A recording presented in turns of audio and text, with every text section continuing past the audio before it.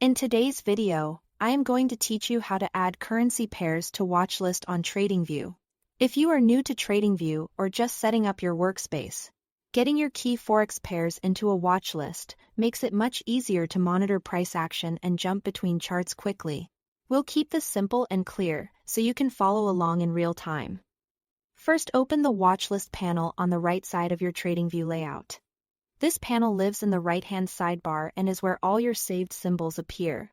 If you don't immediately see it, look to the right edge of your screen for the watchlist area and expand it so the list is visible. This is the space where we'll add our currency pairs.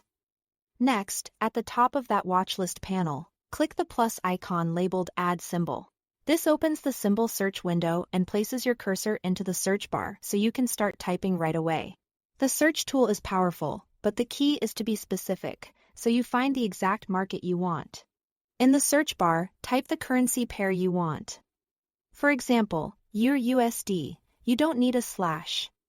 Just enter the two currency codes together. As you type, Tradingview will populate matching results beneath the search field. You may see multiple entries with similar names, so don't click anything just yet. We want the correct category. From the search results, locate the Forex category.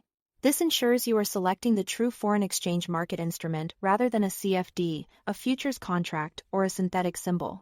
Once you are viewing Forex results, find the exact pair you typed.